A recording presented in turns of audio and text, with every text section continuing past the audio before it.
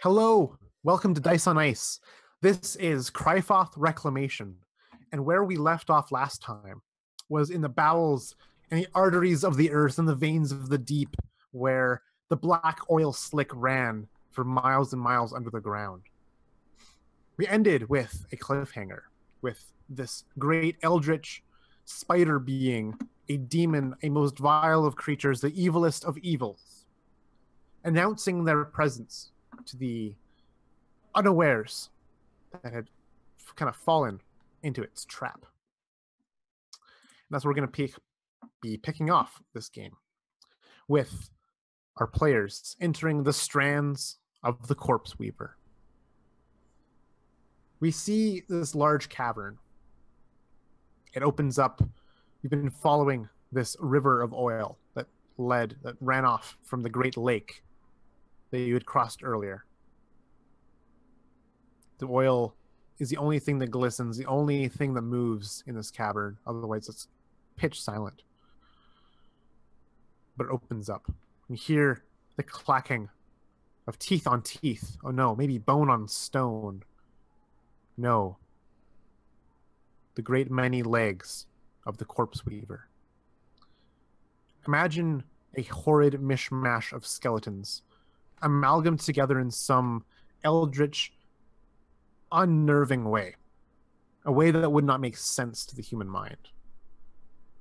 These appendages that stick out are the legs and limbs of the Corpse Weaver. Its head is made from the jawbones of hundreds of skulls. Its body is made from the distorted, disfigured remnants of corpses, just smashed together, fused together in some ungodly way. It stands. No, it does not stand. It hangs, one might say, from these tendrils of the oil, of the affliction, that spread outwards from this place. They spread out not only along the ground, but they hang in the air like spider webs, like silk, like string, like rope. This is a huge network of these tendrils of affliction. And that is what this Corpse Weaver hangs off of, as if some, monkey on vines or some terrible demon on oil strands of affliction. And it clitters and clatters and chitters and chatters with these dozens of chaotic, musing voices that are dissonant. They each cry out for pain. They each exclaim their anger. But in this harmony of sorts, it speaks words. You have come into my trap, it says. Of course, I cannot do the voice justice. And as it twangs with these bony scythe-like limbs on these tendrils of affliction, it ripples outwards. The sound waves, the force waves. It reverberates. You see the ripples on the oil itself. You see the oil at your feet, even at this distance away, begin to roil, begin to become unsteady, unnerved. As it reaches out, up, to grasp at your feet and ankles. It strains against the boundaries where the oil meets stone, and it climbs up the walls beside you and around you. Dropping from the ceiling are corpses, dozens. One by one, they, as if broken out of some cocoon, they fall from the black slickness and splat, just sending a mist of oil spraying from wherever they collide. They're face deep or they're face down in these oils, in this affliction, this pool, this puddle at the center where the Corpse Weaver is. Gubachun, you've been kind of in the lead, following Zion.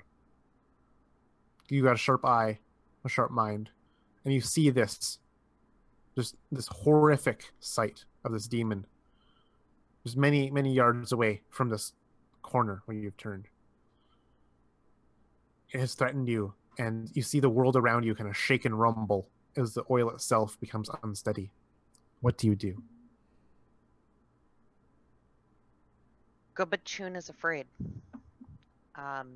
She's afraid to be around this much of the affliction. She's afraid to face this actual demon because she has never had a showdown with a demon quite like this before. But you can see her jaw tighten as her eyes close briefly and then open. And she resigns herself to knowing that there's no way out of here. They basically just walked right into a trap, and for that she's ashamed. And the only way out is going to be to take this demon down. So, Gobachun will walk forward, and as she does, she's going to try to avoid the strands of webbing. I'm not sure if that's possible. To do so, just consider this difficult terrain. Okay. Your movement is halved. I imagine that she can probably make it to about there. Yeah, sounds about right. But she resignedly just begins head tall, moving forward. Yeah, and you see the oil almost turn to watch you with these pseudopods that kind of reach out as you move past it. They kind of clamber over each other to reach you and touch your skin and touch your flesh. But you're swift, you're nimble, you make sure to not let any of these strands touch you. And thus you perch yourself on the side of this cave wall where it slopes upwards, out of the way of the oil. What are you going to do for your action?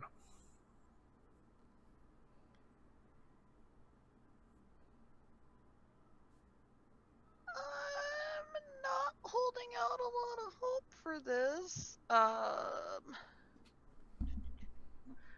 Just want to check something real quick.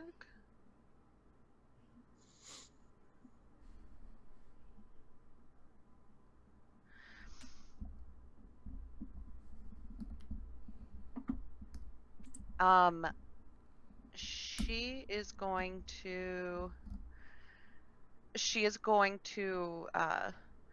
bang her staff down against the ground, and she instantly lights up in a flaming wreath. And I've cast, the spell is literally called like flame wreath, fire wreath. And so as the flames dance from your form, it actually burns away, starting almost like a gas fire at the oil that's in front of you. But it's a fire that burns hot and quick. The fire burns away, leaving a patch of just empty stone around you. So for the duration of the spell, you will definitely essentially have this like protective coating around you that the oil cannot get through, where it burns up too quick. Which I imagine also assists my companions who have, well, I mean, maybe not the person we've picked up recently, but my companions will know that they can't be within 10 feet of me. Those fires are hot. Yeah. Gift. The orc has advanced just headstrong through the oil, becoming ablaze with primordial fire. What do you do in the presence of this corpse weaver?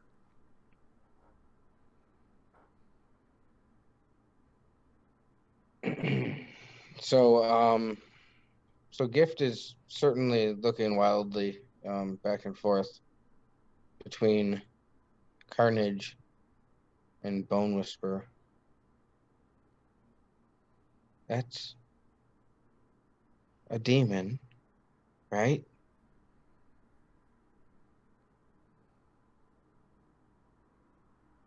course it is. Okay. Well, wow. That's a lot bigger than I thought it would be. And she as well will try to advance a bit. So all of this you can tell it's raised area. How high is all this to my left? The stuff that is raised area is cavern wall, as in you cannot pass it. Okay, it's unpassable. Okay. Yeah. The boundaries of the map.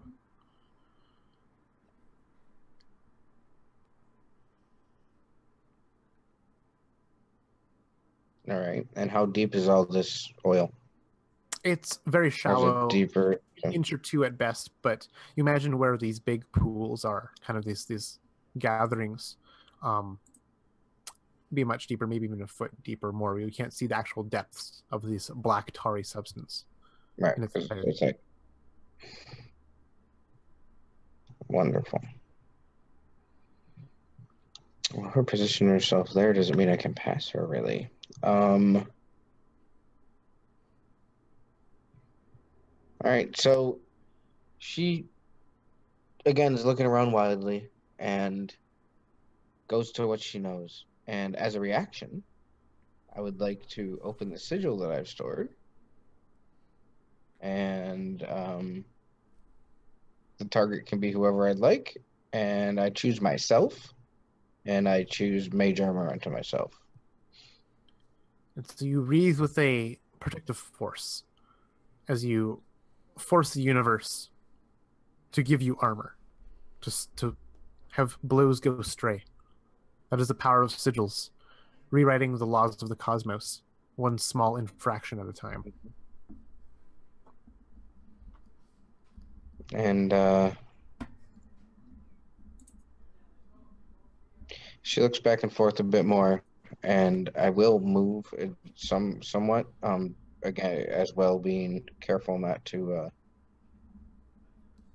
disturb any of the webbing that is around. I'm going to move over to here. That would leave me out without 10 feet of her, right? Yes. Okay. And as an action, how far away is that thing from me? About 60 feet. The spider. 60 feet? Yeah. Give or take some.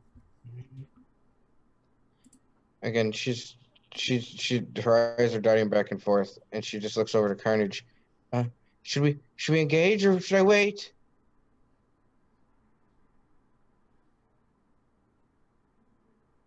Hold your ground. We do not know what this is. Okay. We are in its and on the burn it first. Yes. Thank you. And on the end of her staff, she makes sure that her light spell is good for another half hour. That's all I'd like to do. Bone Whisperer. What you do is you see these strands just vibrate around you, and the oil roils at your toes, and just this maddening chitter of ungodly sounds meets your ears.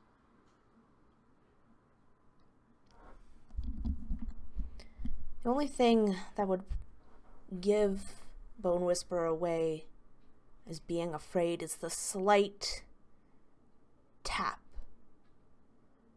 of her long nails against her staff. She would turn to Carnage and rest her long, bony hand on his shoulder, and it would immediately begin to glow.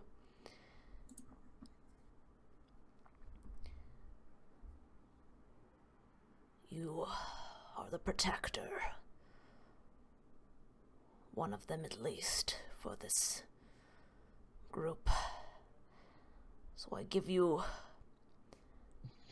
the blessing of an ancient creature.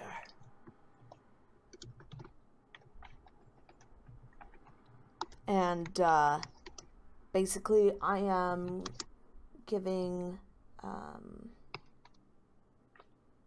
enhanceability to him. And I'm doing Bear's Endurance, which means you have advantage on Constitution checks, and you also get 2d6 temporary grit points. Oh, heck yeah. Okay. Hold up. Oh, that's awesome. So that's going to be a total of 9 additional grit points. Thank you. Yep. All right. So Carnage. Zion looks to you, and you can see that her eyes, the pupils, are dilated. Her nostrils are a bit flared. She has a bit of a grin on her face. She just nods to you. She looks poised to strike. What do you do? after Carnage feels the scaly palm of Bone Whisperer along his shoulder.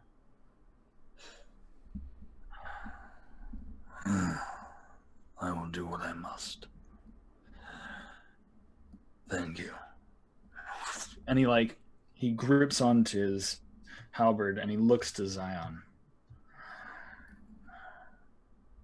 And he just gives her a curt nod. I'm ready. Let us hunt. And I believe he begins to stalk forward, unabashed away from the affliction. He just kind of nods to her and lets her lead. You know this better than I do. Tell me where to strike and I'll strike hard. We strike its heart. The very dead center. Very well. Too far beyond or in its grasp. You see it there, beating, and she's kind of pointing at it from this vantage. Strike it down, and we may feast together.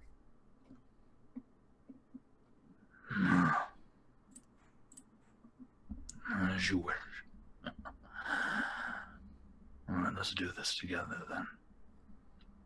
And I imagine that they plan this tactic simultaneously.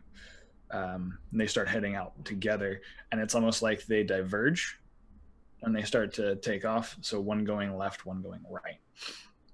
And I think I will be the one to take the right flank, trying to at least distract or get into a better position where I can attack this thing head on. So how far can I move? Let's see, 30 feet. So how far? 30 feet. As a tiefling, you do not care about the affliction. So you can move essentially about 2 inches on the board. Okay, cool. So I think he'll move up to about here,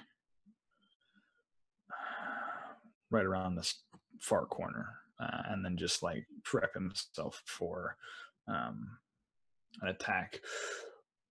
How big is this thing? Because my thought is, looking at the map here, if we could somehow get it to, be tunneled into a smaller passage, we may have an advantage there. It is definitely massive. It's far larger than the 4 of you combined. Probably even the 5 of you combined. It's bigger than that. But it has a weird grace to its movements. It's otherworldly. It's, despite all the horrific tendons and such that are flying about and lashing itself together in some horrific way, it moves gracefully, with care and with purpose. I think I looked to Zion at that point, right? So we're both probably standing edge to edge on a certain, left and right here and here, right? And then I look to her, and I think I pull out a javelin from his back. And he looks to say, do you want to just get its attention, or do we keep stalking in and not attack beforehand? She reaches her hand out to you, and you notice that she has very little in the ways of armaments. She has that one axe you gave her prior. Right. reaching out as Okay. if to grab the javelin from you. Right. But she Okay. points again to the heart that she alluded to earlier, and you can see it now in full view. Between these gaps in rib cages and tendons and limbs and gore is a massive heart, beating, blood red, at the center of this being. It's encapsulated by a bony cage of flesh and tendon, but is still visible within the gaps and seams of this horror. As he sees this, his nostrils begin to flare. His eyes go from what was maybe just a slight amber red to a dark black as they fill with that scent of the demon. His body cracks.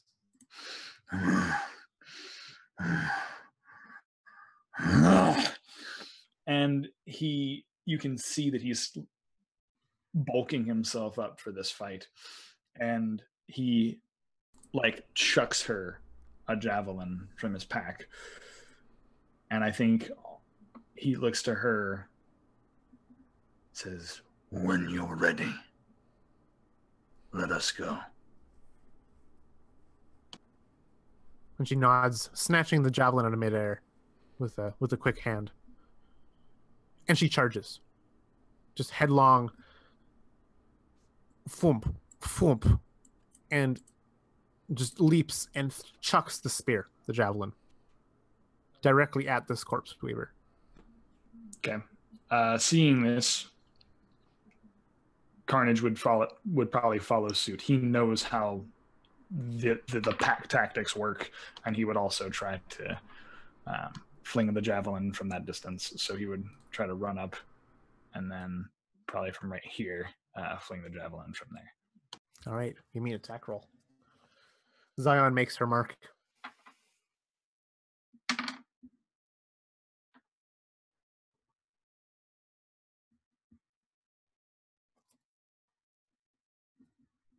All right. Well, that's awesome. Because that's a nat 20 for the first roll of the day. All right, that is a critical hit. Yeah. It goes directly to blood. This is a Okay. fun javelin toss. So, okay. Well, it's not going to be great. So I got a total of 8 because I got a 1 plus a 7 on that. But Well, that's that'll 8 blood be damage you do to 8 this blood beast. damage. Yep. And this is where you see this javelin fly through the air, and it lodges itself literally in this creature's what would amount to its neck. You've pierced it literally half in this way and half out the other, completely in twain here. And it roils back and it leans back. You see the black blood of demons kind of oozing from this wound. With these scythe-like things, it just cuts it off and rips out the other end of it, clattering your broken spear now in half. And in each kind of end of the spear just kind of submerges into the muck below. That is 8 points of blood damage into this thing. That's a whopping hit, I'm gonna say. But it is not dead. For many more wounds, or this thing can suffer many more wounds than just a mere spear throw. Zion's it was glancing. Perhaps maybe the distracting strike that let yours strike true. This thing is now enraged. You can see just the spasming of its many organs used as its own limbs and armor. As it pulls and reefs on these strands of oil, and they reverberate even harder, and some of it essentially bubbles to life at your feet, Gift, Goba, and Bone Whisperer.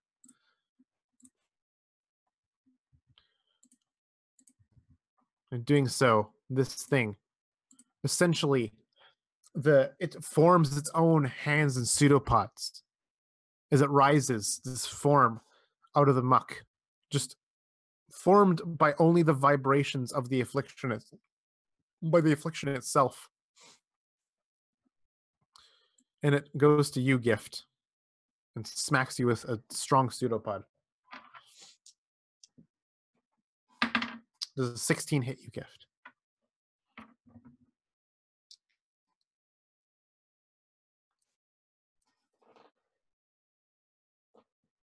I'm sorry. Does a 16 hit gift? It will. Yeah, it will, because I can't use shield because I already used a reaction. This will be 15 points of damage to you from the pseudopod lashing. Okay. 6 of it is bludgeoning and 8 of it is necrotic, if that makes a difference.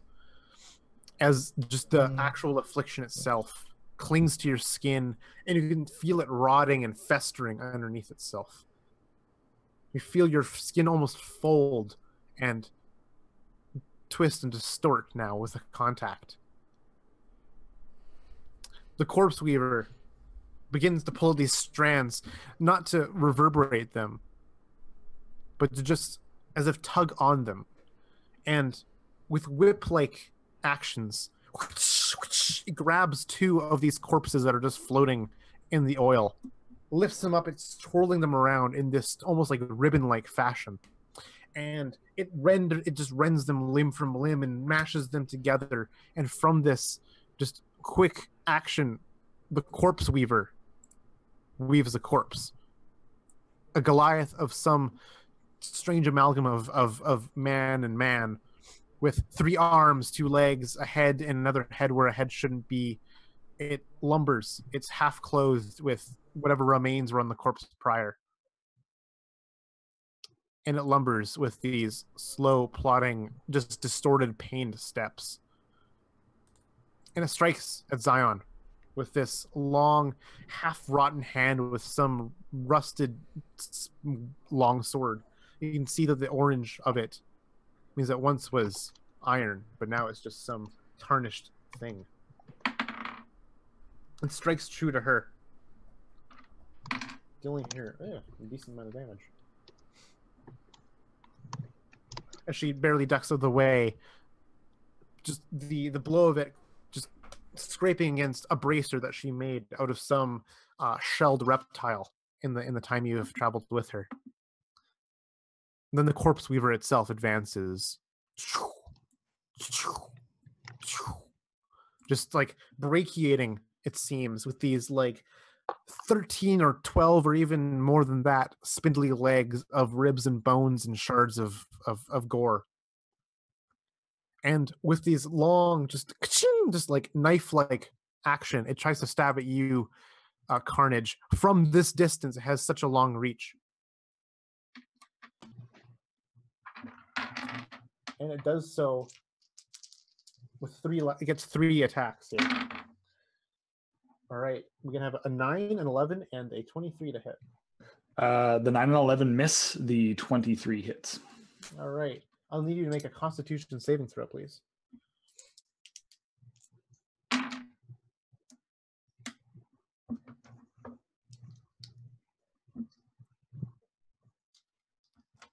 $17.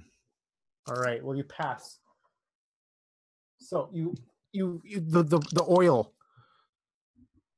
cuts into your flesh on the scythe-like blade. You're going to take 12 points of slashing damage from this. Thankfully, it does not hold whatever vile poison lies within these barbs of this creature. Do not take hold in your body. But as this creature approaches, you can smell it on your nostrils. This thing reeks of gore and death. Imagine a corpse that's been sitting out in the sun for years and never had been picked clean by some scavenger. It reeks, and it just builds and builds upon itself as it meets your nostrils. And so at the start of your turn, whoever starts this turn within 10 feet of this creature has to make con saves or just like retch themselves from the sickness and putridness of the smell. Gobachun, the oil has come to life, but you still are ablaze. What do you do? I see that there are tendrils and pseudopods emerging from the oil slick, and like I don't know, are they just whipping out and then going back down, like down into the pool, or are there any that are still? It seems that they are almost as if animating by these vibrations. And so like they form a solid figure, not humanoid, but definitely coherent and stable, I guess. It lasts more than just a moment. What I would want to do is move close to, but not too close, to where Gift and Bone Whisperer are standing, so that I can, so that my little area around me can burn off some of the putridness that's around them to lessen the occurrence of, you know, getting smacked with a blackjack. And after I move, Gobachun's going to pull a sling out of her pocket, reach down, grab a stone, and mutter something under her breath, and whip the stone around with the sling. I've cast Magic Stone as a bonus action. Awesome. This is going to be I believe it's a spell attack. Oh no, it's a ranged spell attack. So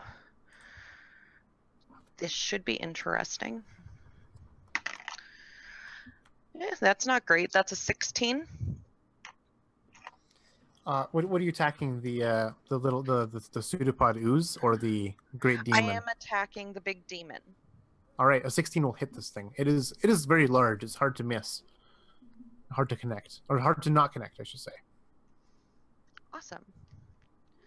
So that's going to be, that'll be 7 bludgeoning damage.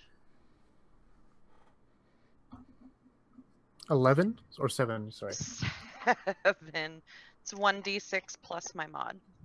All right. You send this magically imbued stone flying, careening, and it lands true. It dents this creature's form.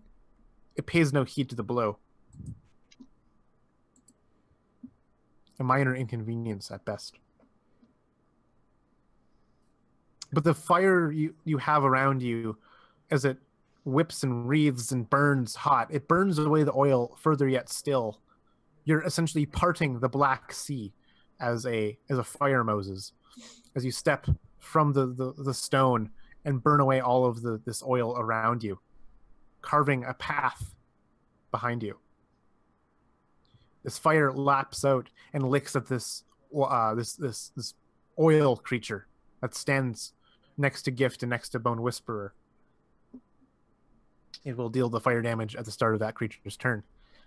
Gift, what do you do as this thing has been slime attacking you with this nasty necrotic oil?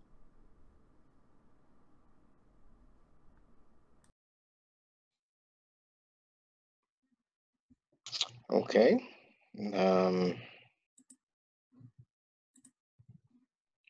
Corey's horrified, but Gift's not, because she's too confident for that. So she it's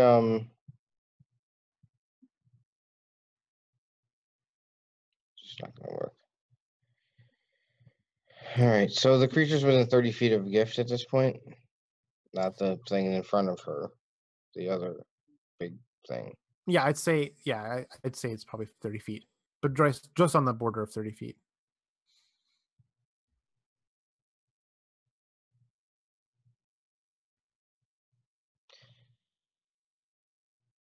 I think such a bad idea, but I gotta try it. Stop doing that. Stupid man. All right, I am going to. All right, so Gift looks still very quickly darting her eyes around, so on and so forth, and she sees what looks like an appendage, maybe from the beast, in front of her. And you'd think that the contact with the affliction would be a negative thing from her, but it's making the thirst even stronger that she has, possibly. But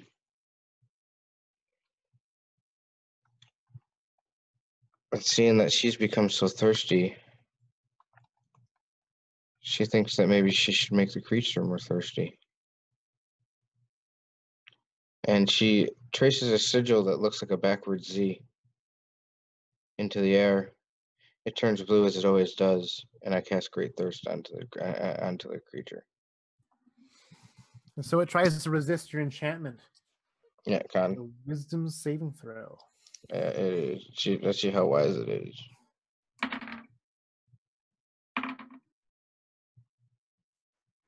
It passes probably with an 18. Yep, it does. And on a fail, it still does something, right? And a failed save until the spirit. Okay, on a failed save. Okay. Yep. So that did not work. And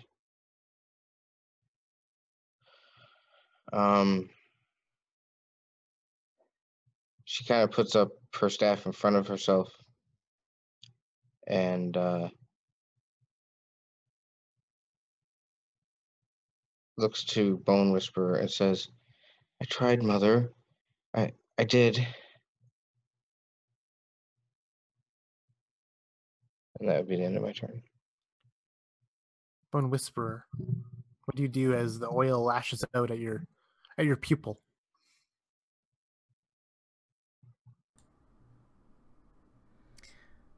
Without a word, Bone Whisperer begins tearing the scraps of cloth from her garments. And her clothes are already just these ragged, sometimes they're stitched together, sometimes they almost look like they're just placed onto her body. But she begins taking them off, and she begins to wrap them around her quarterstaff in these tight bundles till she has just a sizable thing. And then she's going to go to approach Gobuchin with staff outstretched towards her. Because she's on fire, right? Yep. Yeah. Mm-hmm. So you're trying to light the end of your stick on fire? Yes.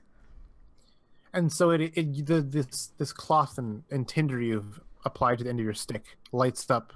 It's smoldered at first, but then the fumes of the oil themselves caught, and then it goes up like a great torch. And so then she's just going to begin. Well, I don't know if that would be the end of her turn. After this, your use an object kind of freebie, so you have an action left. Okay, she's gonna smack at this thing that's attacking Gift with her fiery quarterstaff.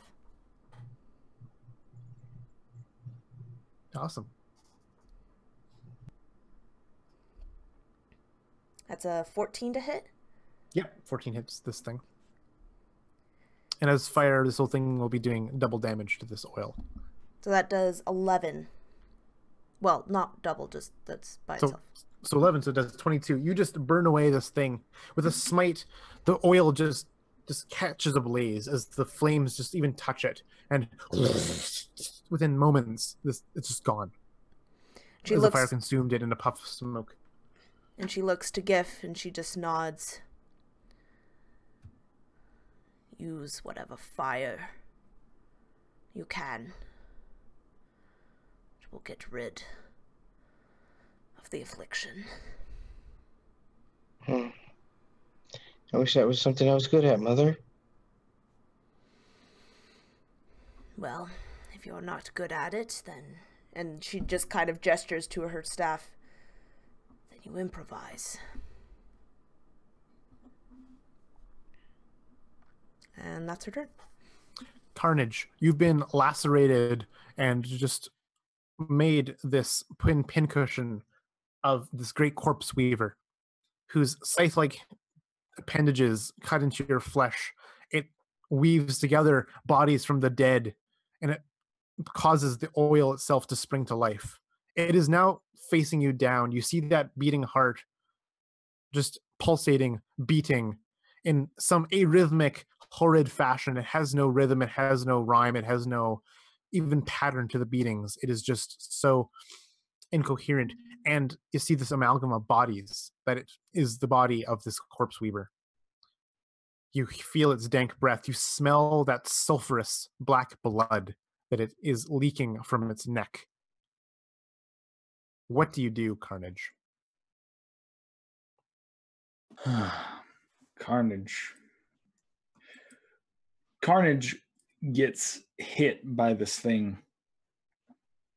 And like most who probably face down demons, upon getting hit by something like this, they would turn and run and cower, but not Carnage.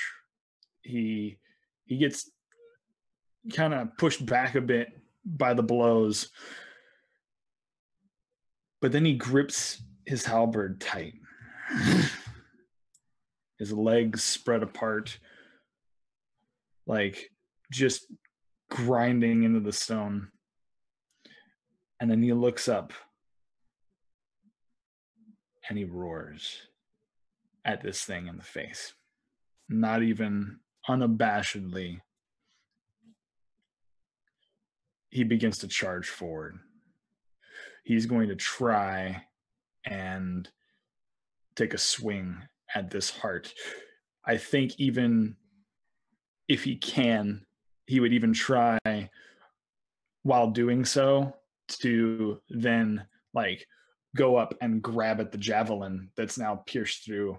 You know, like if somehow I connect, I'd like to try to grab onto the javelin too, so like I can at least mount this thing and have a way of like attacking it from a point now. The javelin had been kind of shunted off by the creature moments ago, like cut in twain and ripped off. Oh, okay. So it had already been ripped off. Okay. Yeah. All right, that's fine. There's a leaking holes though in his neck. Gotcha. Okay. Yeah. So I'm still gonna do that. I'm gonna go in and try to attack it with my halberd. And I'd also like to invoke using the Divine Fury feat from where I can now add some to my attack if I hit. So yeah, I'm gonna do that. Oh, please. Okay, so do some math. Okay. Stand still, kids. Not so 17. 17 is a hit. 17 to hit. Okay, cool, perfect. And then that's going to be all right. That's going to be 14 plus, since I'm using the Divine Fury. I'll do. Yeah. All right. Cool. So that's going to be another 8. So 14.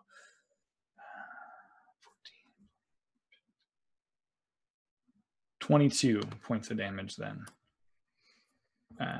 As he basically, you see him take his own hand, and like slice his hand with the edge of the blade. The blade kind of like soaks up his own demon blood. You shall not interfere with my family. And then he charges forward and like goes to slice at this creature, connecting. I don't know if with the heart, but definitely like at the rib cage, right? He doesn't quite get the heart, but into the ribs, maybe tugging and pulling forward. But then he's also that's going to be necrotic damage though going to him, if that means anything extra. It does. That little extra 8 points is necrotic damage. And as you split open a bit of wound from this creature, that fetid, nasty, putrid smell sprays forth, like just a can being opened. This nasty smell cracked open. Constitution saving throw, please. Yep. Hold on one second.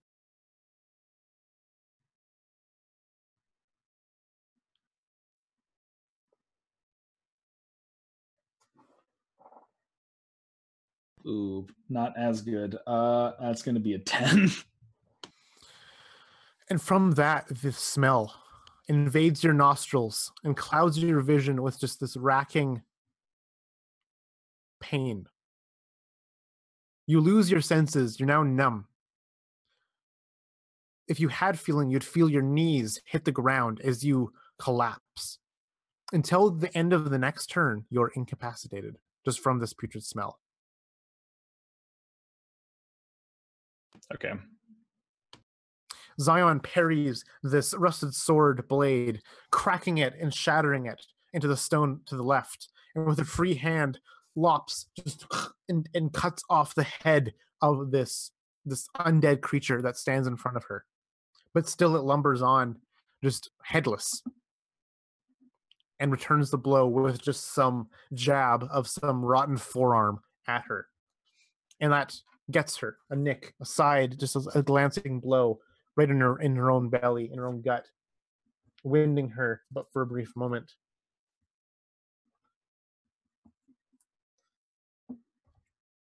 The corpse weaver advances towards you one more time, Carnage, but you're not there to see it because you are too incapacitated. It stands over you. It looks down, and those around would see it chitter, its head snakes side to side, as if analyzing some poor prey. And it lifts as if some puppeteer, some puppet master. These little thin thread-like strands of oil would lift you up and just hold you there, suspended, and just perforate you 3 times with these spikes on the end of its hands.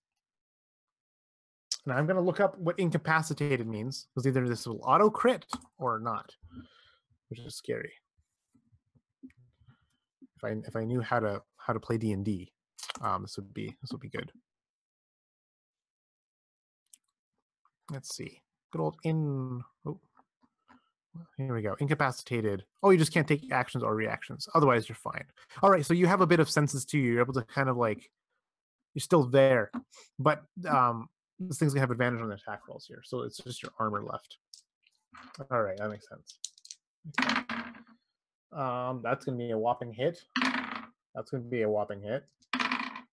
That's gonna be a 16, which I believe was also declared as a hit. Yep. So I'm getting hit 3 times in a row. So give me 3 Constitution saving throws, please. Fuck off. Okay. Yep.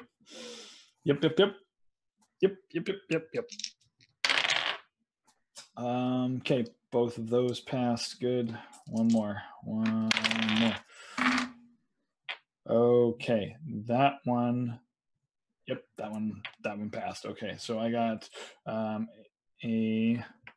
let's see, 18, 15, and God, I hope it passed. 13. The 13 does not pass. You take 23 points of slashing damage just from these scythe-like lacerations, and the poison tries to take hold, and finally it does at the very end. You're going to take, from some otherworldly venom, 17 points of poison damage.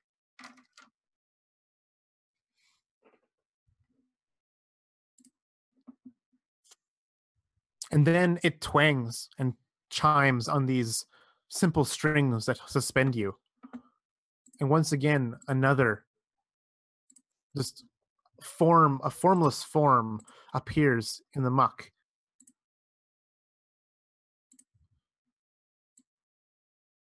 Around Zion this time. And it lashes at her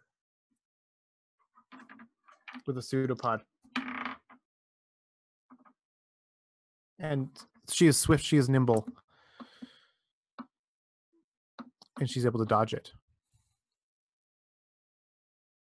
Go by Chun. What do you do? Gobachun is going to seeing the new body rise. She's going to advance towards it to get it inside of her wreath of fire. Okay. Then, so that'll give it fire damage at some point. What point? Start of its turn. Thank you. And then she is going to raise her hands in the air, and a burst of fine sand is going to go flying out from the flame wreath in 120 feet in all directions. And I'm going to be using 2 dice from my pool. This is a druid ability, and everybody's going to get some heals. You're welcome. So that's going to be 7 points of healing. I know it's not great. But you also get 2 temporary HP. So Yeah. 7 points of heals plus 2 temporaries. You're welcome.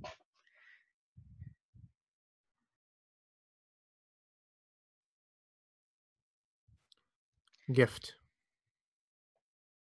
What do? You notice on your forearm where that thing had touched, your skin still rots and festers. It does not spread for the moment, but it still is painful. But what do you do as you see this chaos ensue just in front of you? So her arm, it does hurt a lot, and it's almost distracting. It's she finds it very hard to concentrate. And because of that, I cast the improvised sigil because she's not able to concentrate very well because of that. She meant to cast something else, but it didn't come out right. So as you trace the sigil wildly in the air, just tell me what spell slot you're trying to cast here. Level 2.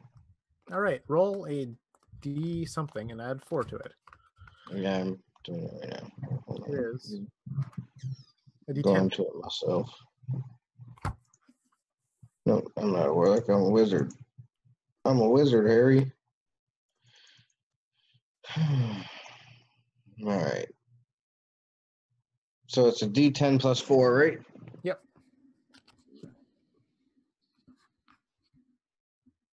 Not bad. It's gonna be fine.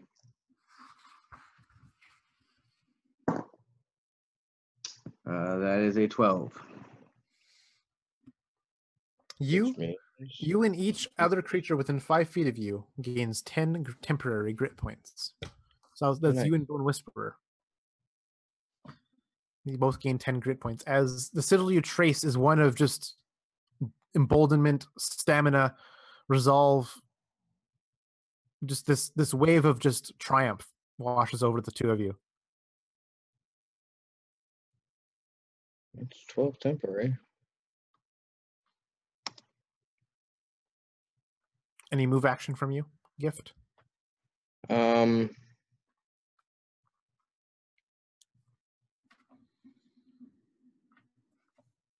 So yeah, I'm gonna just bring the map back up.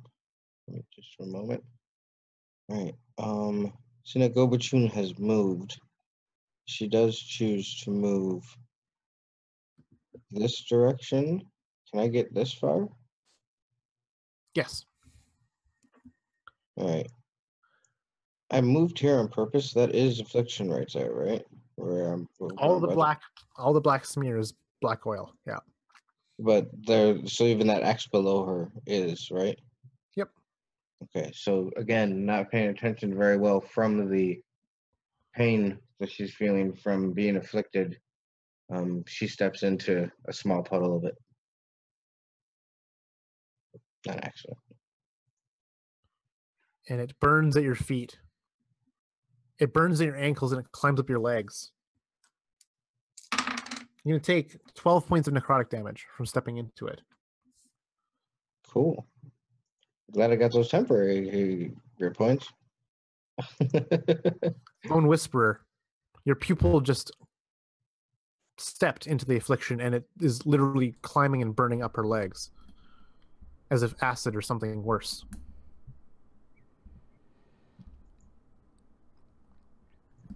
Bone Whisperer just calls out, "Be more careful. We will have to deal with that later. But hopefully this can end soon." And she is going to, with her flaming staff, is going to try and make way, build a path so that she can move like here, so that she's within 30 feet of kind of what's going on over here, if possible. Mm-hmm. And as you swash, if your action is to just kind of like swat your fiery stick back and forth, you can clear basically all of that oil from that point behind you. Okay. I'm not able to alter the map in any way, but essentially from where you stand and eastwards of you is all gone now. Okay. It's clear. Okay. But you know that behind you still is the source of the oil, and that within minutes it will return. Yeah.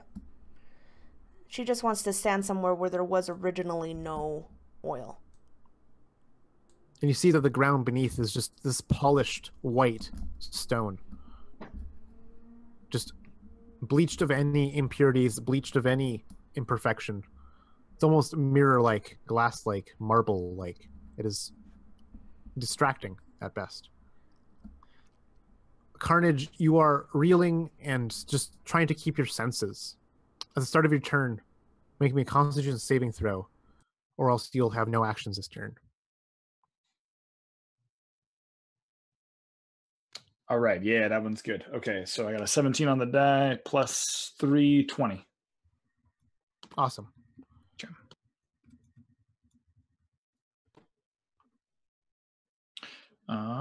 So yeah, I think now his olfactory senses have gotten, they're not used to the smell by any means, but he's starting to get resilient. And he kind of like pushes himself up on the halberd, grips into it again.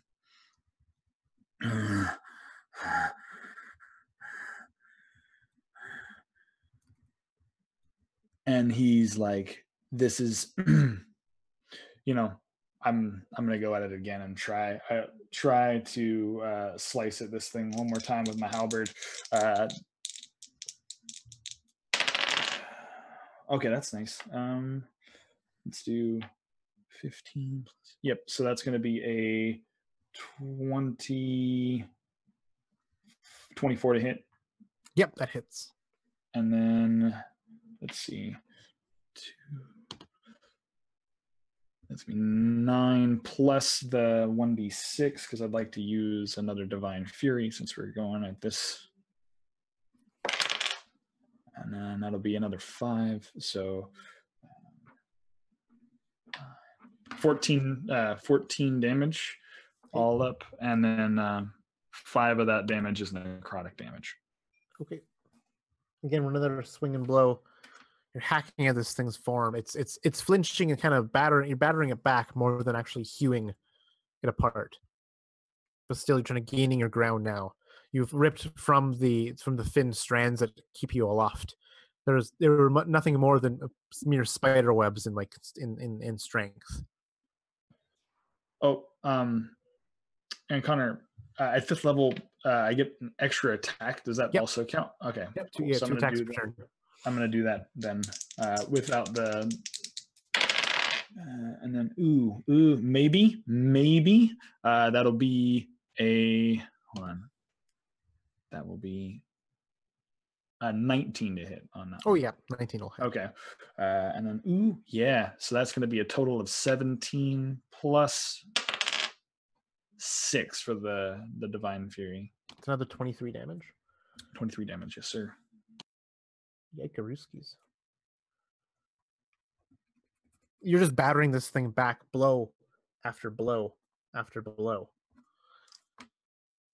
And you knock it aside, it kind of staggers a bit, regains the composure after a mere moment, and it doubles back upon you now in this moment and lashes at you once again with these 3 scythes of hands. 1, 2, 3 attacks. Okay, that's going to be a definite hit. A 13 to hit, and then a 16 to hit, which we've established as a hit. So 2 hits and maybe 13. Yep. Yeah, the 13 is. All right.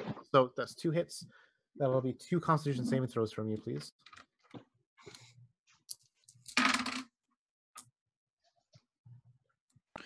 $18 on the die for the first one, and 19 on the die for the second one. Sweet. Yeah, so both of those are pass. The venom itself does not take hold well. 6, 12, 17. You take 21 points of piercing damage from these scythes. It reaches into the oil and once again weaves together another one of these corpse amalgams from the sludge. These undead creatures.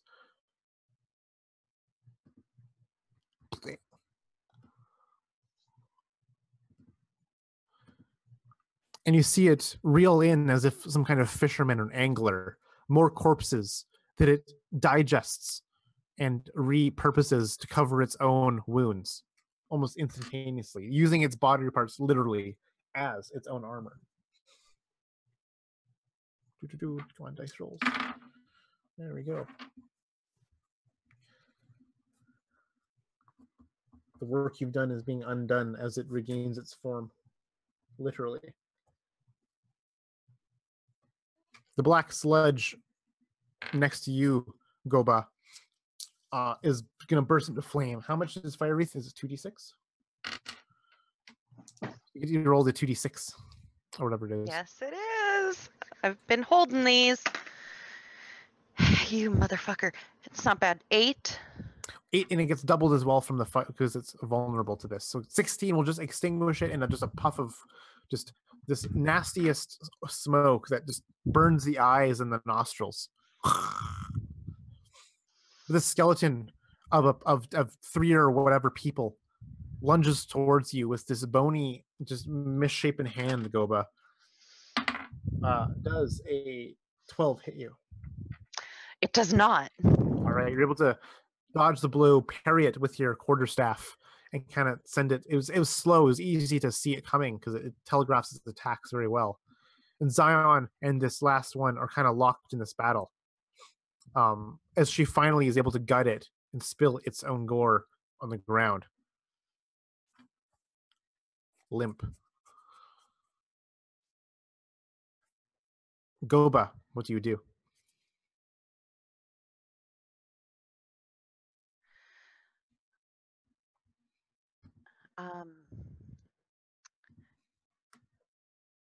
Goba is going to...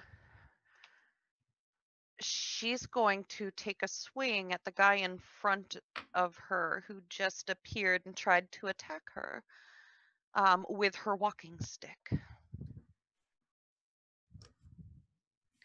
Which is essentially a quarterstaff. Mm-hmm. It is slow moving. It is easy hit to hit. That's an 18 on the die. That'll definitely hit.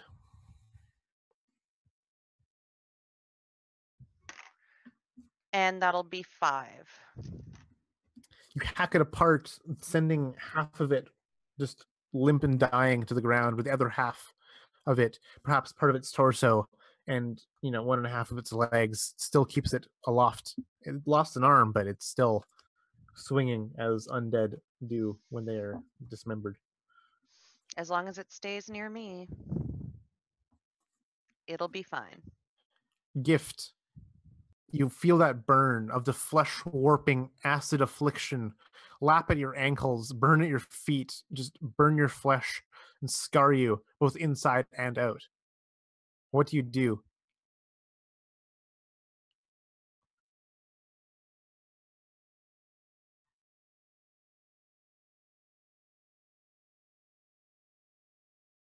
All right. So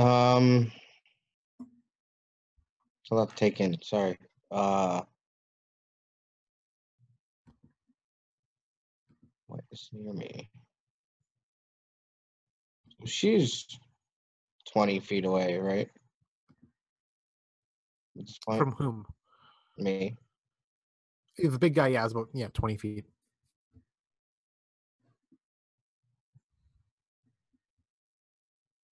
She knows what this spell will do if it hits. I'm gonna try again to cast Great Thirst on it.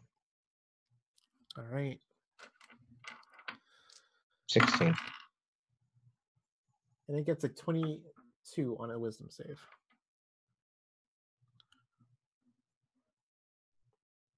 Its mind is a steel labyrinth that is unfathomable and untouchable, almost, it seems, by the enchantment spells that you know.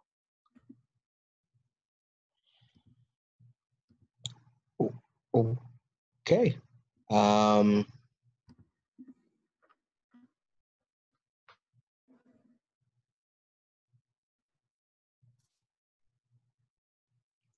Wonderful. Well, she's going to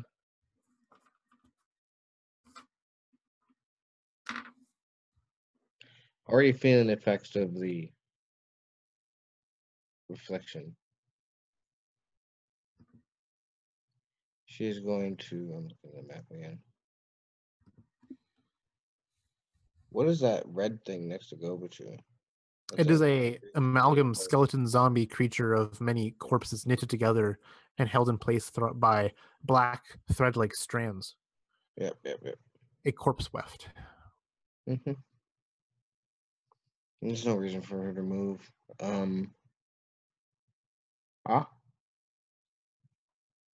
That's about it. All right. Bone Whisperer, what do you do with your flaming stick? Bone Whisperer is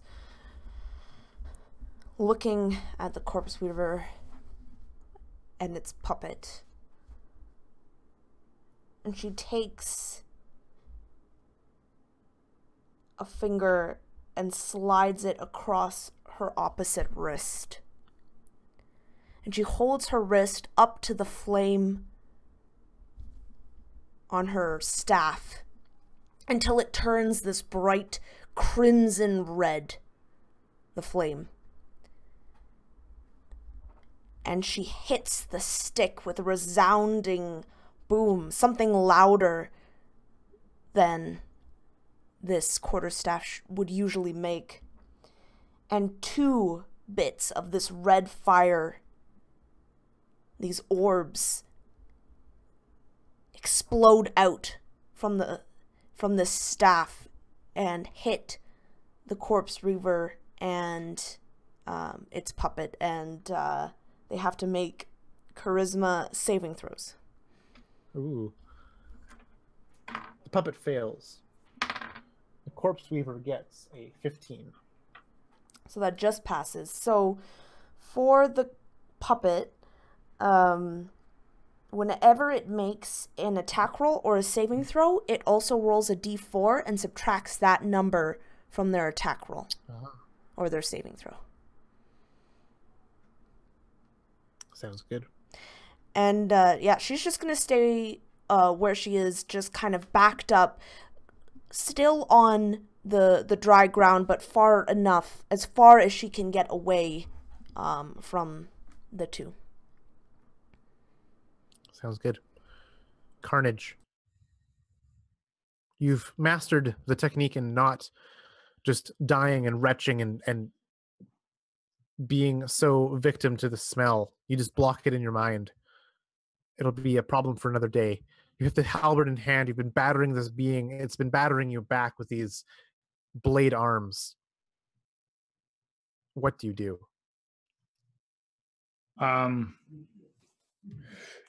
He knows he has to kill this thing. And I think there's a moment where he looks to Zion for not necessarily for leadership, but guidance, because she's hunted these things before.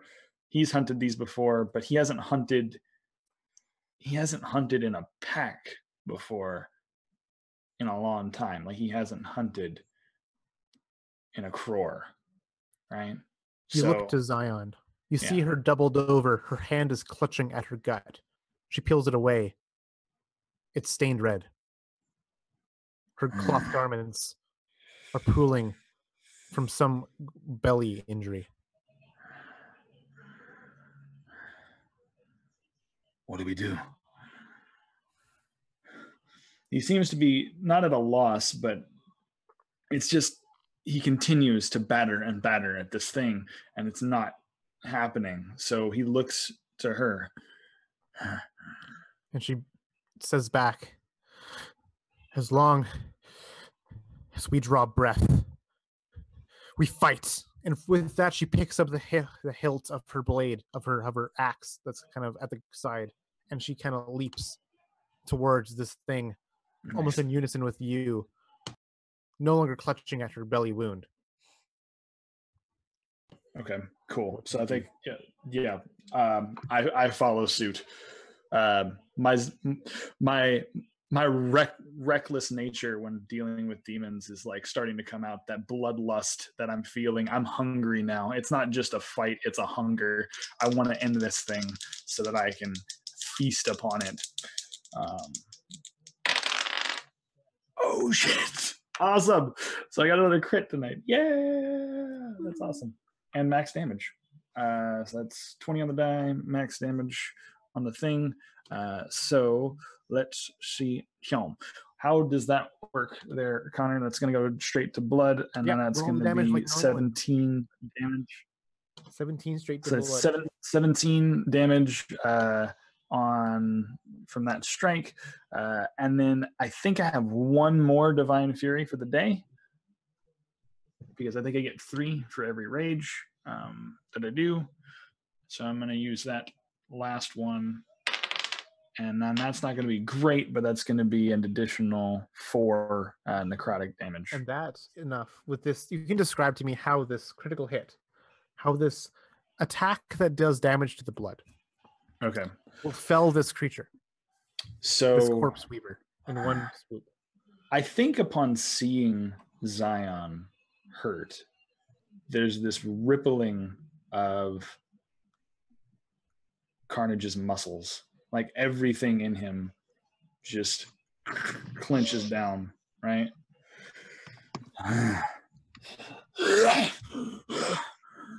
Not today. And he's bleeding everywhere. He's bleeding all over from all the stab wounds, all the punctures. But for some reason, he's still holding up. And he like arcs his whole body back and charging forward with Zion. I think Zion's like coming at him from one angle, maybe jumping and leaping from above. And as she distracts him, the blade comes up and catches up through the rib cage. It comes up and slices upward through into the heart, and then just this pour of, I don't know if it's affliction, I don't know if it's demon blood, but whatever it is, it's dark, it's black, but it feels like heaven as it like rains down upon his face. He has no way to not intake it, because like it's just coming everywhere from him. And it just covers him for a moment as he watches the corpse weaver kind of like stutter back, and then eventually collapse. And it curls back as a spider does. His leg is like this over its crumpled form. You see, like, as it collapses in this way. It's half the size as it was when it was animated, and it begins to almost like boil and bubble within moments as parts of it begin to like break off and drift and float on this affliction and get almost consumed by it. Oh yeah, dude, that's awesome. It's slow, just this like almost like an iceberg breaking because of global warming, how slow it is, but it's insidious, crack by crack, just this breaking off of piece by piece. One leg kind of drifts down this oil river, and the next a bit of its face, and that next by next, and it sizzles, and that sulfur just releases into the air, and you feel it wash over you, and you're covered, you're drenched, just head to toe, jet black from this blood, and you just open up and you feel it on your taste buds, you feel it on your teeth, you feel it in your heart, your eyes widen, you feel it again. Yeah, the feast the feast is certainly happening. And I think before he even like reaches his tongue out to taste, because he wants to so badly, he looks back to the rest of the party before he like goes just to town on this blood feast, kind of gauging how they look. He kind of slumps to his knees from just being so tired, getting battered and beaten, you know, but he's looking to the rest of the party to make sure they're okay. Goba Chun, the corpse weft that in front of you, just falls to bits as this great demon is slaughtered, just falling into the gory, dismembered bits that it was formed from. All of you see that the oil itself that you're standing in seems less active, less agitated than before. It's tranquil, it's still, does not move, does not form these vague shapes that batter and smite you. It just rests. Actually, let's not do that.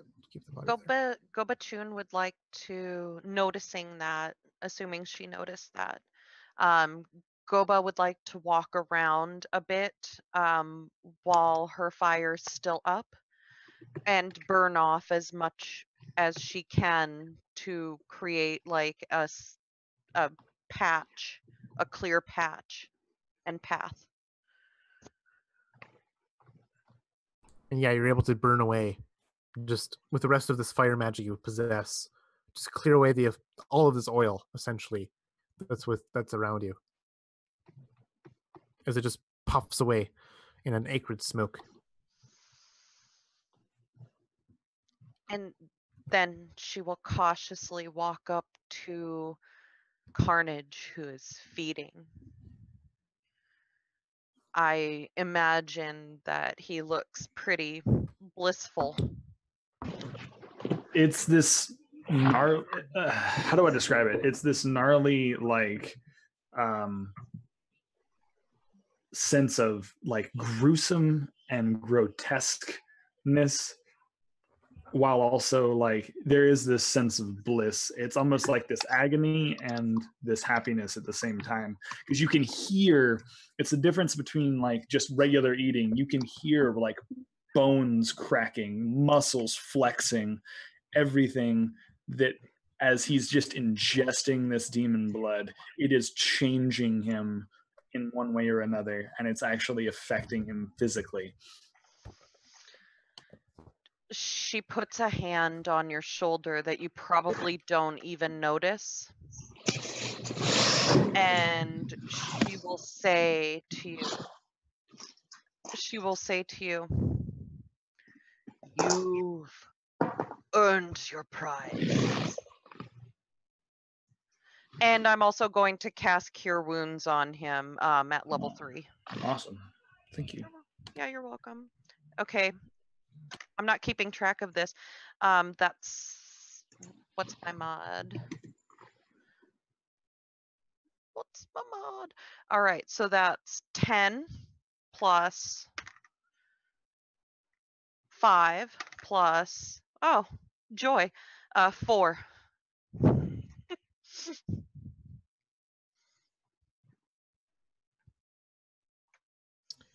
You begin to take in this revel of this blood, and Zion joins you. You see of the corner of her eye.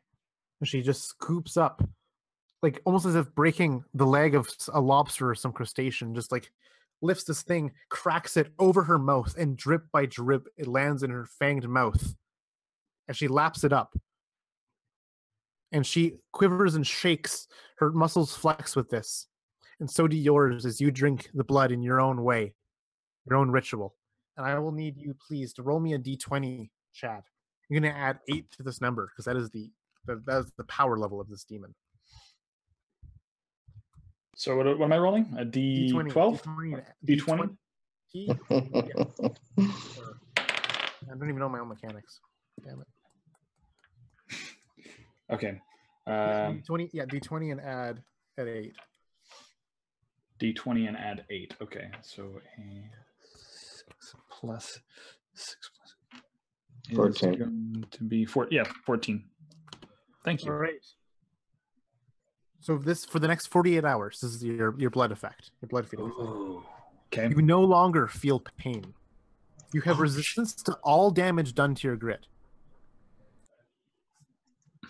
Damn. Okay. And when Zion laps this up, you see it. The blood that is oozing from this wound. In fact, the bit of rags that cover her body have been ripped by this. You see that long laceration. And for those that with a keen eye, you might notice her flesh stitching together. Just minuscule amount by minuscule amount, but it slowly knits itself, leaving a wicked scar. As her body is now able to regenerate.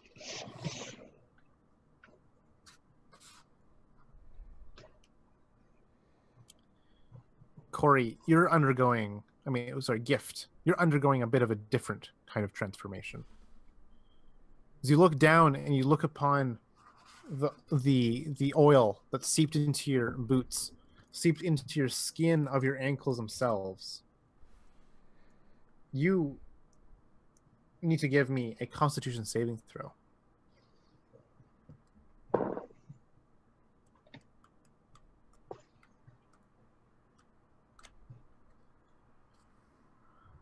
$11.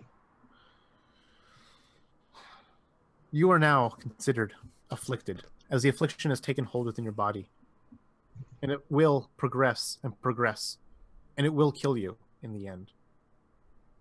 But right now, you're not dead. You are just afflicted. While afflicted, you have resistance to necrotic damage, but vulnerability to fire damage. In addition, actually, we don't notice this yet. You see from your boots are little beetles that climb out. Maybe you even inspecting your own feet, looking at these sores, and little beetles fall out of your shoe. 1, 2, 10, 20 of them by the end. Smaller than your fingernail, these beetles. They're a sheen of black for their shell. How they got there is a mystery.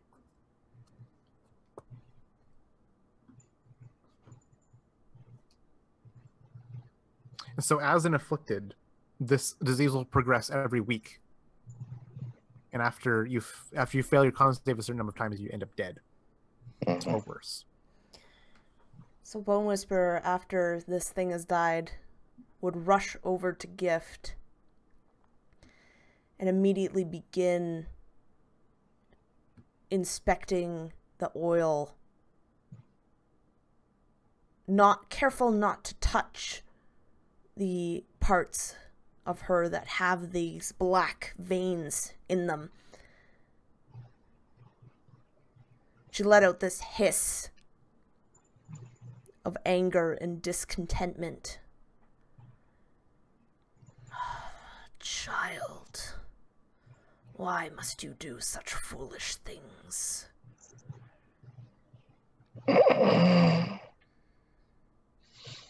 I'm not so So, sure. So,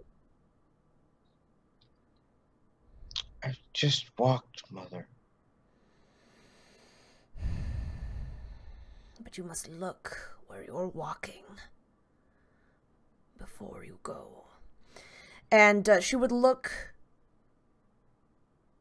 She can tell that this is too late for any form of fire or any of that kind of thing to fix, right? No, almost never is affliction too far for fire to fix. That is one of Whenever the you take 10 or more fire points of damage from one attack. you can literally burn it out of her. To disastrous outcome, of course, to her because of fire. But that's kind of one of the only ways that wastelanders know to combat this, and it's a painful endeavor. Okay. We must burn this affliction from your body. Purge you, and hopefully that will save you.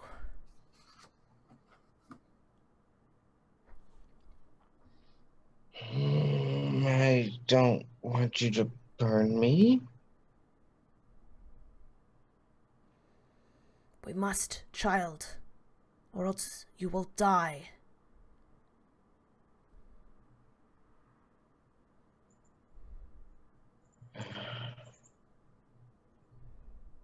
Must we do it right here? If we wait, you could get sicker, less able to withstand to survive the fire. Or I could drink some of that demon over there and I would become a tiefling. And she says that very low and very methodical. You will die if you become a tiefling. If you drink Or of the maybe I'll just blood, become... you will die. Are you so certain? Yes, I have seen this before. Those who wish to become a tiefling, when they are afflicted, they die. I can roll like a deception check if you'd like. She doesn't believe you, regardless. Okay. Yeah, I mean, but you can roll it. Certainly. But this isn't the first time she's talked to you about this. You know what I mean? So, like... Yeah, but I don't think she would have, like, because it's not... Is it well known that demon blood will... No, not at all. Yeah, I know that because I read it in the book. But, it's, no, she would have no idea. She's never seen Affliction until today. Yeah. So... I Yeah, go ahead got and a dirty 20. A dirty 20. Yes.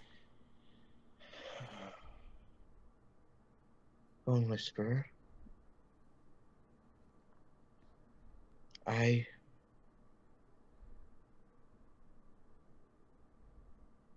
terribly don't want to believe you on that. But you haven't steered me wrong yet. And she turns her back to you. Do what you must. Gopachun. Carnage.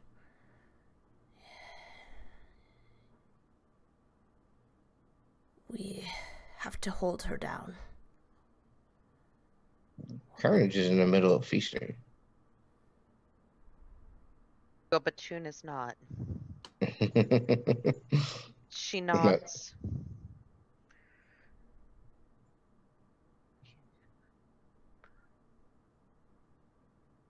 Rid body.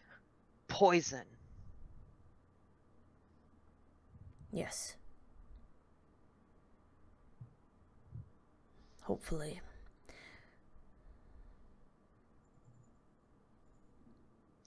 So Gobachun will kind of just look and wait for her prompt from Bone Whisperer, and just wait to hold on to Gift.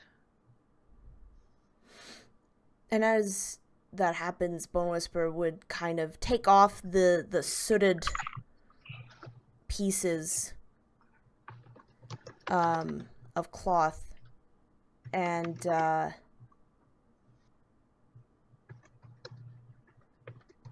kind of rewrap more cloth around her staff.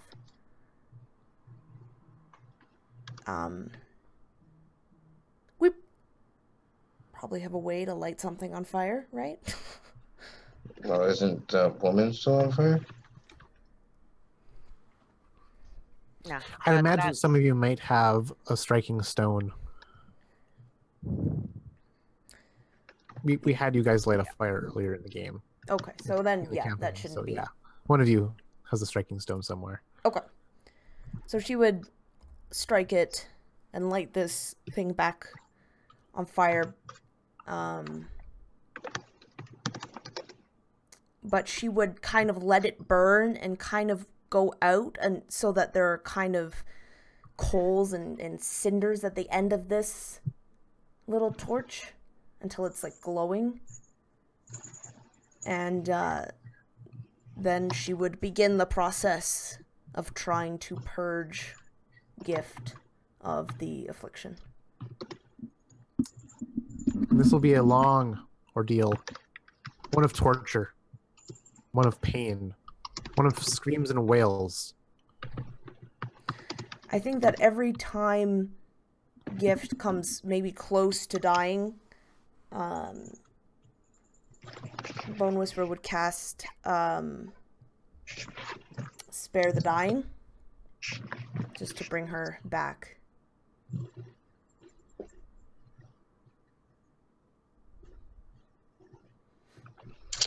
I feel Okay, like after the first couple of burns, Gobachun would have given you the strap from one of the water skins to bite down on as well.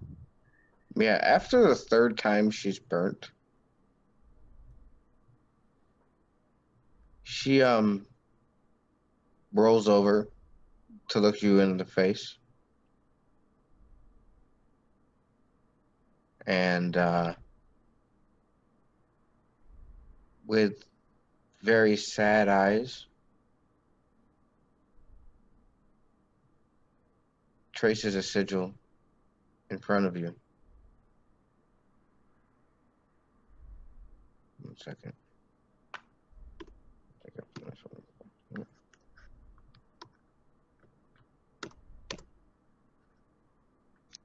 That looks like a triangle. Well, That starts from the middle of one arm. hang on. I imagine that you're probably being held during the process. It's not going to matter. Okay. I could trace it onto the ground even if I wanted to, if you're holding my arms down. And that is fine. If her arms are being held down, she traces it into the sand. It turns blue next to her body, and she disappears from in front of you two. I cast Misty Step on myself. And she puts herself in where the heart of that creature is. And if she's going to die from eating the blood of this creature, at least she will do what she set out to do when she left her village.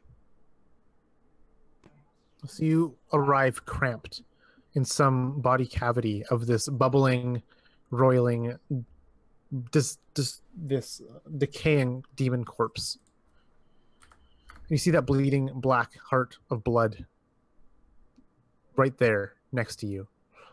The wounds and burns on your body, though, are 8 more points of fire damage from the repeated brands of this torch. Yeah. So. You see it there. It's just oozing that black blood. It no longer beats. I think if you Misty Stepped, would I see her as I look up from my, like, obviously I've been feasting for a while, but like I've probably been Yeah. hearing this. As you rip open the rib cage to go for another like mouthful of demon flesh, there is gift. There's a within gift inside of it. And I think he stops. He looks at her. And very slowly, You are not thinking of doing what I think you're about to do. and very slowly and very methodically, she takes a handful of the demon blood and puts it right into her mouth, in his face, and smears the redness down in front of her face. And it is the most vile thing you've ever tasted in your life. It is more vile than that even. Take that vileness and multiply it by 10. Mhm. Then throw it back up and then re-ingest it. Mhm. Let it sit out in the sun. Let it rot and fester. And that is what you taste. When this black demon blood touches your lips and onto your tongue, it burns. It takes the wasabi burn and it just carves holes and rips off your taste buds. It poisons your mind. You begin to hallucinate as the world spins around you. You go dizzy. You hear sounds that aren't there. You see things that are not there. This is the initial step of those who drink the blood of demons. Carnage reaches for your hand, trying desperately to avoid you drinking this because he knows, and he's frustrated by the thought that you would even want to become one of him. But it's done. The deed is done. And as it touches her lips, and as it does enter her mouth, and she swallows as well as she possibly can, she actually coughs, and a whole bunch of that blood goes actually onto Carnage's face. It's almost like that's a sobering effect. He was nothing but carnal a few minutes ago, and as you spit this black blood back into his face, you see that he looks at you with this look as though he's lost respect for you. He says nothing. He just looks at you as though you've made this decision. Okay, I know where I stand with you now. And he doesn't say anything to you. And in fact, he begins to walk away back to the rest of the party. You're going to suffer the way you need to suffer. You're going to suffer the way that I did before. And I'm not going to hold your hand through this. Corey, roll me a d20.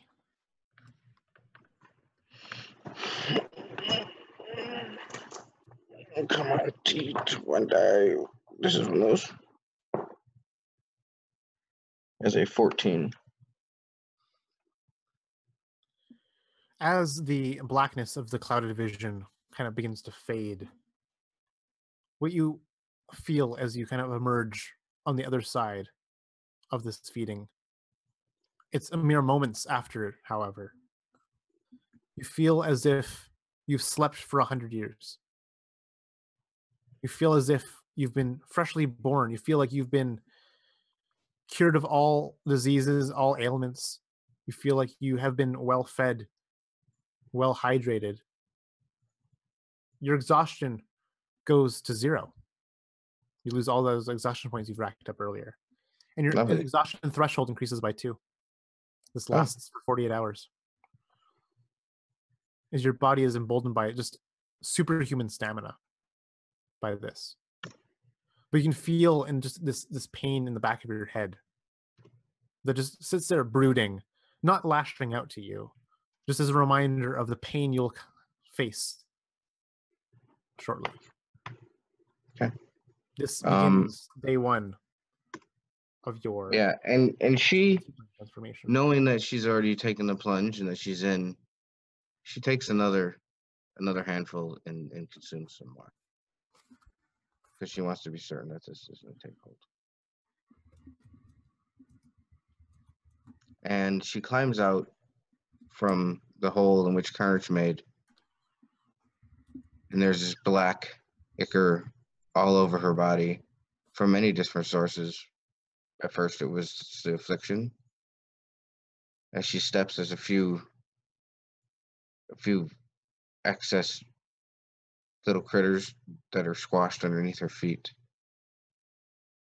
And she walks out of the creature and looks around. And everything's not so scary as it was before. At least not this moment. And she looks to Carnage and then to Zion. And she begins to walk the direction further in the cave because she doesn't want to have to see her confidant. Zion looks to you, Carnage, as you had left. What has she done? She actually is like almost looking at this rip in her tunic, looking at her flesh. She's kind of even poking at the wound and seeing it like knit before her eyes. Mm-hmm. And she says, "What has she done?" What has she done? I've told her all of the horror stories of being a tiefling. I've explained it to her explicitly, the kind of pain she would go through. She did not heed my warnings. She has the ears of a child. Yes. I fear between those ears is the mind of a child too. Well, I will not hold her hand through this. She will suffer, and she will die on her own accord, if that is to be her judgment. Bone. Gobachun. I don't know what to say to you. But it seems you have another tiefling to take care of.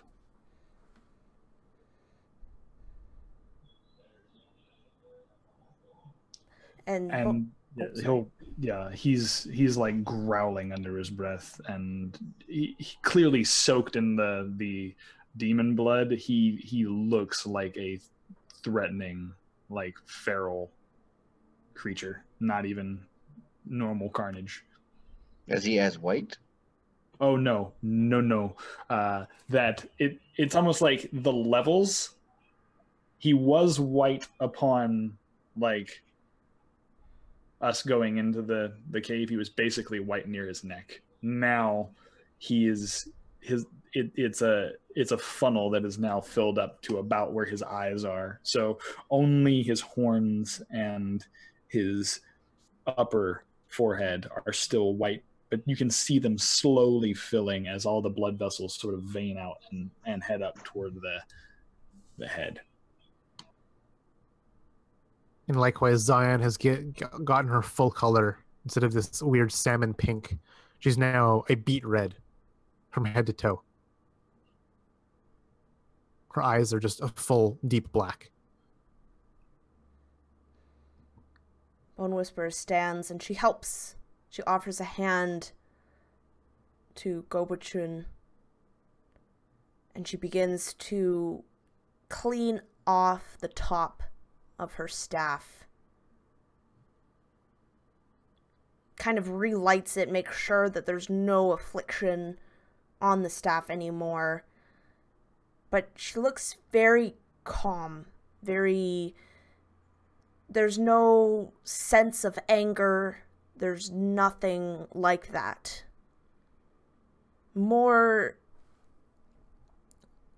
And she takes out the skull that she had taken, the ash elf skull, or I guess the desiccated head.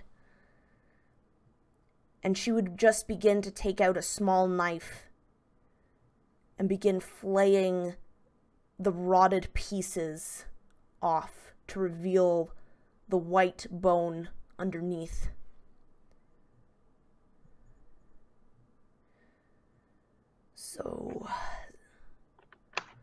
Zion. Where do we go now? We follow where your foolish child left. We are close. We are very close. This is not where we seek. It goes just beyond here, Zion says. Actually, Bonuser was going to look. You said that there was a lot of like corpses and skulls and all that kind of stuff. She's actually going to make a quick look to see if there's any humanoid type. You see littering this cavern ceiling above you. It's domed like caverns are. Is these pustules, these nodules of black tar or something. And they hang from these strands like cocoons, like eggs. And that is what the corpses fell from prior. You see some have been cracked open to have the corpses fall out. When some of them lay unbroken, still intact from the ceiling. Some are near you, only 10 feet off the ground. Others are high up, spanning 40 feet or higher off the ground. There are many, more than you can count, just in this area. And when they opened them up, they all kind of splooshed out with affliction, right? Yeah. Okay, yeah. And other weird enzymes and other nasty fluids. Yeah, okay, she's not going to do any of that. So, yeah, she just kind of looks to Gobachun. Are you well? Are you ready?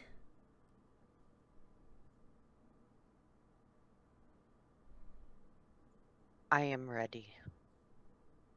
Gobachun looked death in the face. Survive. But Very. girl,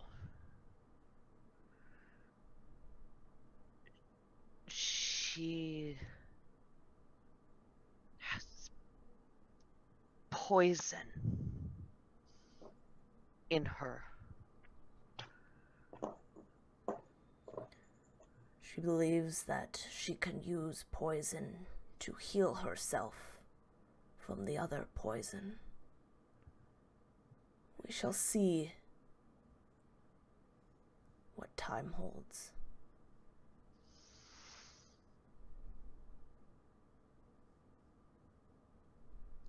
Gobachun nods and looks around at the carnage on the ground.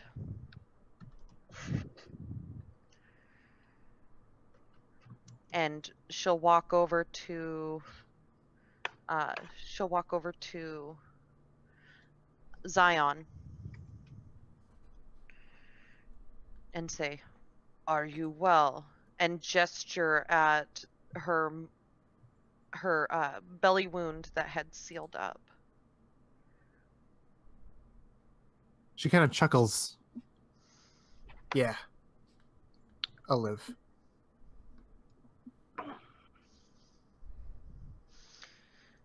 And Gobachun will nod and hand her and reach behind her back and hand Zion her spear. You need better weapon. And she nods and tries to be courteous in some way that orcs would show their gratitude, and she kind of biffs it a bit. You know, doing the bow in the wrong way or doing a wrong kind of gesture, but it seems genuine but just wrong. And she says, "Thank you." And she holds the spear tightly and then uses the butt of it to kind of help herself up onto her feet fully and use it as kind of a walking stick for the time being. "We are near the womb tomb," she says. "But first, before we leave this behind," and then she just takes this skin of water. It was like 1/3 full, barely anything. She just pours the last of it in her mouth, then bends down and fills it with the blood of this demon. pressing it against some artery or some gash opening that's still leaking out the black fluid. Then she caps it and stows it on her person. She looks to you, Carnage. I suggest you do the same. Who knows how long it'll be until our next feast. Carnage isn't thinking straight. Carnage has got a blood rush, literally. And he is licking his lips and yes. It'll be some time from now, I imagine. Can't go without it. And he does the same. He takes one of the water skins that he has, and he drinks whatever little bit is remaining out of that one, and pours it out and puts the new blood inside and caps it. For the road, I guess. Who knows how much we'll need for... And he grunts as he says it and grits his teeth. Who knows how many demons we'll have to fight now, thanks to her. The early stages of the blood. They can be insatiable. I fear it. For her. As do I. We're almost here. Are we ready to go? Yes. And he looks to the others. I think we're all healthy enough. We need to catch up with the girl before she makes any other rash decisions. I am ready. Girl is trouble. Cut off her hands. And Carnage looks at you, and as much as it's like, man, that's a rash decision, he's like, nah, I've seen that before. That makes sense. Yeah. Zion gives you a look like, yeah, not bad. That might work. Seems like a logical explanation. So Zion leads the way. Then let's follow Gift, she says. And you round this bend. It is much more tranquil than this chaos of battle that happened prior. It reminds you of the long journey descending into this abyss. And it snakes. And you see, finally, after a long journey further into the bowels of the earth, following another river of this affliction. And you see a great opening again. But this great opening is not one of natural earth. It is not one of just random caverns. It's the cave walls turn to some masonry, some formed stone, held up by great pillars, larger than towers. These columns of perfect marble. You're in this grand Colosseum of sorts, this great temple, this great just structure of ancientness. And step by step, you descend down the staircase. Imagine Gift perhaps was sitting upon these staircases, just contemplating. Actually, if you look at the chat, that kind of said what I did. I'm assuming that there was a nook of some sort, and she actually watched them past her. And then slowly and super quietly trailed behind them.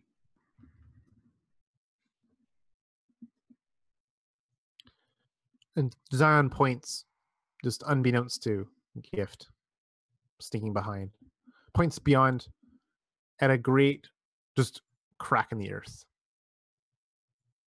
There is where it emerged. And you can see from this crack in the earth, quartz-like crystals grow as if a scab on this world's wound. It embeds and grows out of this great marble work of pristine, ancient design. And you can see that above this great world wound is a shaft of light, one that you suspect may go all the way to the surface. This great opening, this great hole.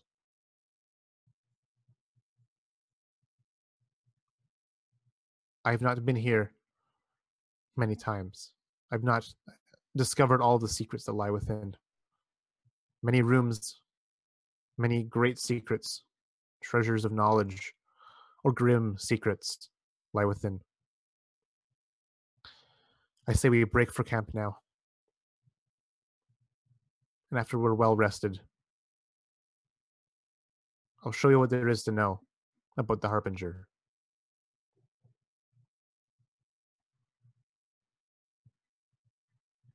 And that is where we're ending the session. Can I do my first roll? Your first roll. To see if it works.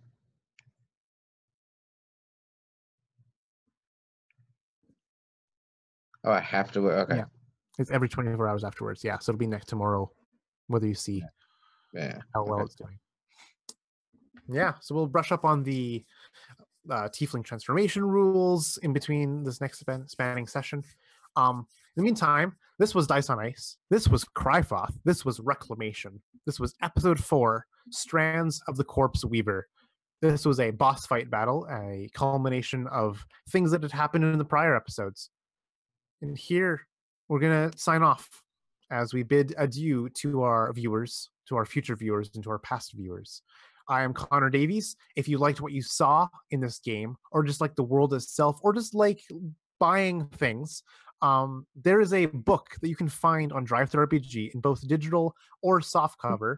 And please, those people who own it, can you please raise your books in the air? This is the softcover Crifoth book, a campaign setting in which you can have gory, ravaged wasteland, survivally gritty stuff that you can dissect, you can mish and mash, you can throw this into your own games in however shape, way, or form you want. If you liked what we saw, consider supporting us by looking at this, or just like, share, subscribe to this channel and this video in that order.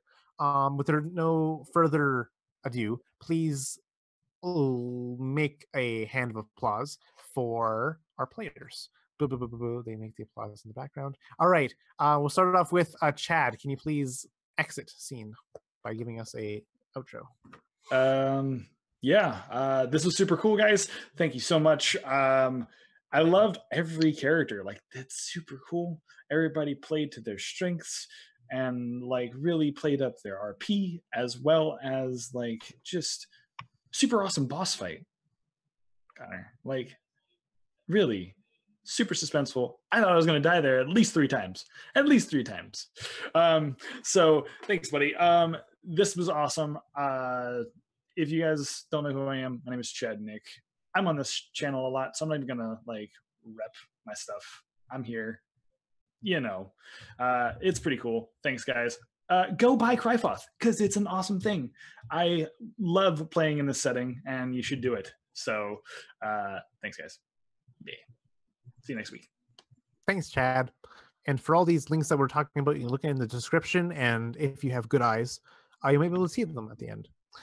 Corey, you can go ahead and do your outro. Yeah, I got to piggyback off what Chad is saying. I love the way that everybody's staying to themselves, and that you're doing what you're doing. Sometimes it may not be good decisions. Who knows? But my name is Corey. I'm also on this channel an awful lot, and a lot of other channels. So if you watch RPG stuff that has anything to do with AbTab or in other places and that, you might please see me play. I love this game. I can't wait to buy my book. I have a PDF and it's not good enough. I hope I transform. Let's see how the dice favor that.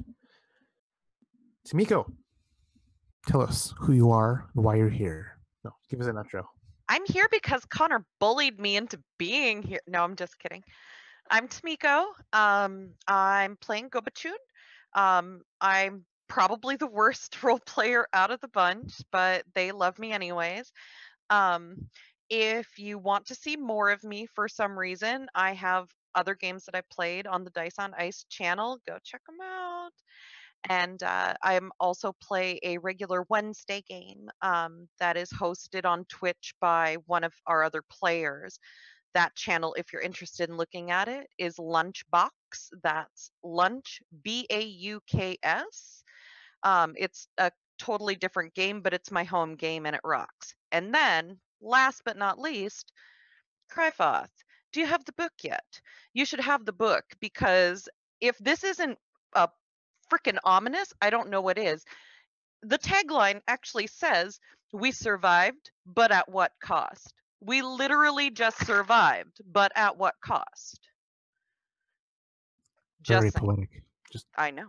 I poetic. feel like that's a new drinking game. Every time we survive, but at what cost? Everyone takes Drink. a drink. Yeah, everything's fine. Oh, and I'm so sorry if anybody watching had a betting pool going, since none of us did actually die Yet. yet. Yet. I'm just kind of letting us all build up, and then you're all gonna die at the same time. We're all gonna get attached to our characters. Exactly. You're And gonna like then- love your characters. You're gonna love this. That's what Connor's very hoping very for. well. Yeah. I'm gonna rip you apart. We're Lastly, gonna and rise. definitely not the leastly, Megan. Hey. I'm Megan. I'm the other half of the channel. Yes, by Crifoth, I am a bad author. Because I don't... Oh, wait, here it is. Actually, I do have it. Haha. Buy the book. Also, tune in here tomorrow. Yeah, I was gonna say this. No, I say it. Tune in here tomorrow. We will be going into our second session with the awesome Connor DMing, leading us as we run away from levy bikes. Or try to. Join us tomorrow on this channel for the second part of A Free Man's Will, a kind of a Harbinger spin-off game. Take Dune and Mad Max and throw it through a blender, and that's what you got. Join us roughly the same time as this game tomorrow evening for some cool sci-fi action that is less bloody than Crifoth by a small amount. And with that said, this was a blast. And Megan, can you take us to Crifoth out of here?